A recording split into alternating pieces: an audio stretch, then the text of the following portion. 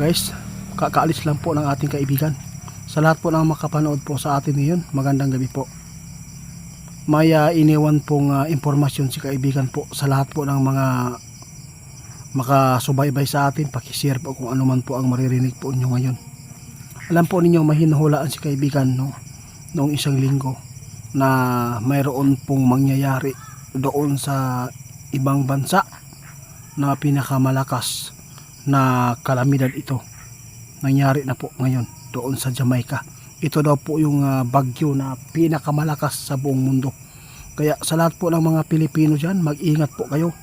Mayroon lang pong babala si kaibigan para po ito sa ating bansa.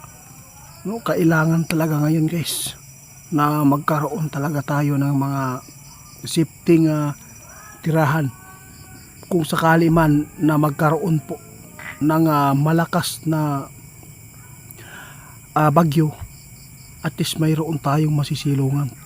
Yung tinuro ng ating kaibigan noon, balikan natin guys, yung bunker. Kasi natakot si kaibigan guys, kasi kapag nagkaroon po ng malakas na lindol dito sa mundo, posible itong mas hihigitan pa yan. Pwedeng makasagupa tayo guys. Pero buti na lang guys na hindi po dito, no, puntirya ang bansa natin sa malakas na buong bagyo doon sa Jamaica. Kaya ngayon sa lahat po ng makapanood sa atin, ipanalangin po natin na sana yung mga kababayan po natin, kahit hindi natin kababayan po, basta mabuting tao doon sa Jamaica ngayon, sana ligtas sila. Natakot si kaibigan ngayon guys, nakikita ng ating kaibigan.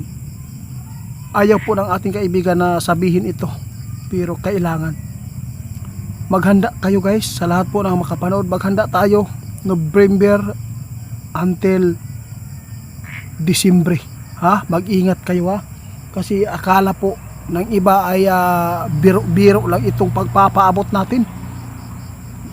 May sinabi si kaibigan dito sa atin, 2 beses na po na sinabi po nila na magkakaroon ng pagbuo, may mabubuong kalamidad doon sa ilalim po ng karagatan. Patay. Ito po yung nakakatakot. Natakot si kaibigan. Ayaw ng ating kaibigan guys na yung nangyari doon, yung mangyayari pa doon sa Jamaica, ay mangyayari sa atin. Kaya sana guys matunaw ang nakita ng ating kaibigan na ito ay makapagbigay po daw ng malaking pinsala dito sa daanan ng mga bagyo guys, tulad po ng Luzon, no? Part ng Luzon.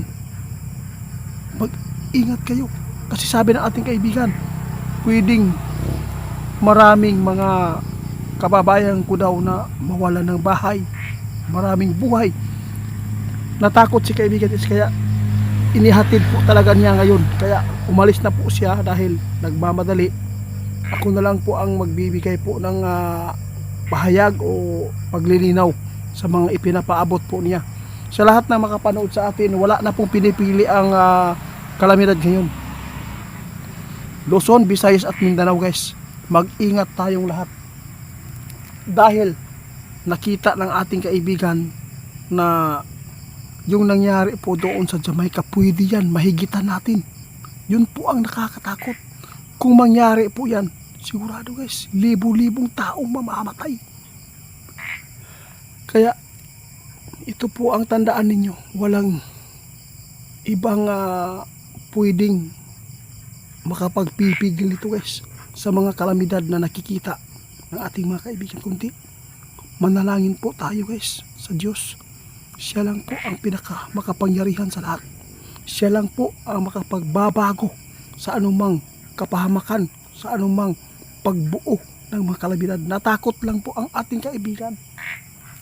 Diyos ko, paano na guys kung tatamaan ang Pilipinas ng ganyan kalakas yung nabuong bagyo doon sa Jamaica ngayon? Iwan ko lang kung naglandfall na. Natakot lang si kaibigan guys, kasi doon sa kanilang kaharian, tinitingnan po nila. Kaya nagpaabot sila noong isang linggo na magkakaroon po ng malakas na kalamidad doon sa ibang bansa. Lalo na ngayon guys, nagkatotoo. Natakot si kaibigan, may nakita sila. Nasa Disyembre o Nobyembre, mag-amping tang tanan guys. Sana walang malakas na mga kalamidad na dumating dito sa atin. Sana lang, sana. Yung hinuhulaan ng ating kaibigan sa New York ha, mag-ingat po kayo. Ha? Hinulaan po kayo dyan. Kaya sana ang mga sunog guys, nangyari na naman.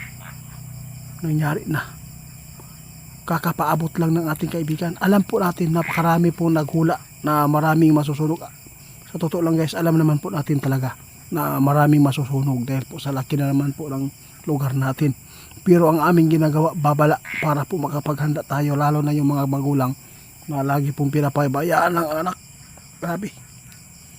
Sana magustuhan po ninyo ang hinatid ng ating kaibigan ngayon kahit wala man siyang boses na marinig nyo.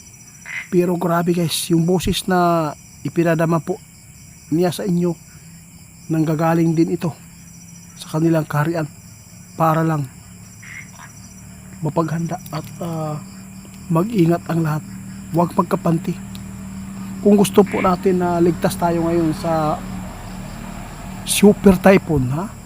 Gumawa tayo ng bunker guys. Marami na pong nakagawa, no? Marami na.